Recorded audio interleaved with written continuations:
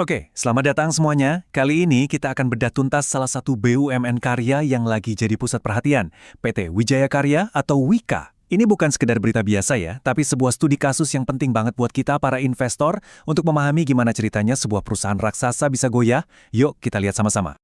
Langsung aja kita ke intinya. Angka ini, 29 triliun rupiah. Biar jelas, ini bukan pendapatan lo, tapi total utang berbunga yang membebani Wika. Angka inilah yang jadi titik awal dari semua drama yang bakal kita bahas.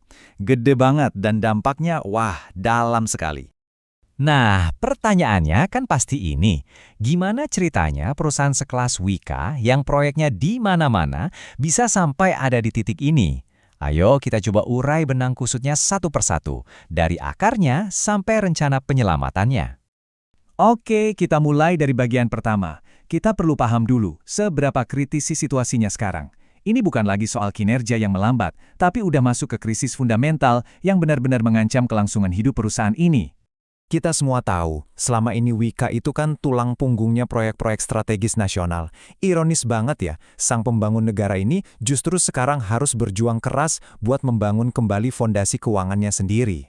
Coba perhatikan deh, gimana krisis ini bergulir, persis kayak efek domino. Dimulai dari Februari 2025, gagal bayar obligasi, disusul laporan rugi yang masif di bulan September, dan puncaknya jebret di Februari 2026, peringkat utangnya anjlok ke level default. Ini udah lampu merah banget buat pasar. Sekarang, yuk kita coba berperan jadi dokter keuangan. Kita diagnosis, apa sih sebetulnya penyakit utama di balik krisis Wika ini? Analoginya tuh sederhana banget, tapi ngena. Bayangin deh, tagihan kartu kredit Anda jatuh tempo tiap tanggal 25. Tapi gajian dari kantor, Anda ditunda terus sampai berbulan-bulan. Pusing kan? Nah, persis itulah yang dialami Wika. Pemasukan dari proyek macet, sementara cicilan utang raksasa harus terus dibayar. Inilah inti dari masalah likuiditas mereka, arus kasnya berdarah-darah. Angka-angka ini nggak bisa bohong. Lihat, pendapatan turun hampir 28%. Dan yang lebih parah, perusahaan berbalik arah dari yang tadinya untung, sekarang malah rugi 3,2 triliun rupiah. Gila kan? Tapi, tunggu dulu. Ada satu detail yang menarik di sini. Margin laba kotornya justru naik tipis. Ini bisa jadi secercah harapan. Sinyal kalau upaya efisiensi di level proyek sebenarnya mulai membuahkan hasil, meskipun belum cukup kuat buat menopang beban keuangan perusahaan secara keseluruhan. Terus, apa rencananya? Nggak mungkin diam aja kan? Memutar balik kapal tanker segede Wika ini jelas nggak gampang. Mari kita lihat peta yang sudah disiapkan manajemen buat keluar dari badai ini. Langkah pertama, dan ini yang paling krusial, adalah restrukturisasi. Gampangnya gini, Wika berhasil negosiasi sama para pemberi utang buat dapat kelonggaran napas sekitar 2-3 tal. Jadwal pembayaran dan bunganya diatur ulang. Tanpa kesepakatan ini, ceritanya bisa lain. Ini adalah kemenangan pertama yang vital dalam upaya penyelamatan mereka.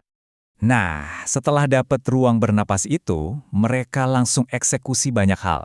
Ini bukan cuma satu jurus, tapi strategi keroyokan. Mulai dari ngejar tagihan yang macet, efisiensi biaya, jual aset yang kurang produktif, dan yang paling penting nih, sekarang mereka jadi jauh lebih selektif dalam memilih proyek baru. Dan ini dia pivot strategis utamanya, fokus total ke proyek Ibu Kota Nusantara atau IKN. Alasannya simpel banget, dana proyeknya dari APBN, yang artinya arus kasnya jauh lebih pasti dan aman. Ini langkah kunci buat memastikan masalah pembayaran yang tersendat kemarin-kemarin nggak terulang lagi. Fokus baru ini tercermin jelas dari komposisi kontrak mereka. Hampir 40% kontrak baru itu datang dari sektor infrastruktur dan gedung, yang sebagian besarnya adalah proyek-proyek IKN. Jadi, ini bukan lagi wacana, tapi sebuah perubahan arah strategis yang sudah berjalan. Dan ini dia, bukti konkretnya di lapangan. Proyek-proyek bernilai triliunan di IKN. Ini bukan lagi sekedar rencana di atas kertas, tapi sudah jadi mesin pendapatan utama Wika untuk masa depan. Oke, sekarang kita bahas sebuah rencana yang bisa mengubah total peta industri konstruksi BUMN, Mega Merger. Jadi rencananya adalah menggabungkan Wika dengan raksasa lainnya, PT PP. Secara teori kelihatannya bagus, spesialisasi mereka saling melengkapi. Tapi ada satu masalah besar, dua-duanya sama-sama lagi rugi triliunan rupiah di tahun 2025. Nah, ini memunculkan pertanyaan kritis. Penting buat kita ingat, masalah utang ini bukan cuma milik Wika. Ini masalah satu sektor. Lihat aja liabilitas WSKT, Wika, PT PP, semua besar-besar. Risiko terbesarnya adalah Jangan-jangan merger ini bukannya menciptakan satu perusahaan super yang sehat, tapi malah cuma menggabungkan dua masalah jadi satu masalah yang jauh lebih besar. Oke, jadi setelah semua analisis ini, kesimpulannya apa buat kita sebagai investor? Mari kita timbang skenario bull atau optimisnya versus skenario bear atau pesimisnya. Skenario bull-nya jelas, restrukturisasi berhasil, IKN jadi mesin uang baru, dan merger menciptakan efisiensi. Terdengar bagus, tapi skenario bear-nya juga sangat nyata. Masih ada resiko gugatan hukum, proses merger itu super rumit, dan yang utama, gunung utang itu masih ada di sana. Ini adalah pertaruhan dengan profil resiko yang sangat tinggi, high risk, high reward. Pada akhirnya, pertanyaan besarnya tetap sama. Apakah semua langkah ini benar-benar menjadi fondasi untuk kebangkitan Wika di masa depan?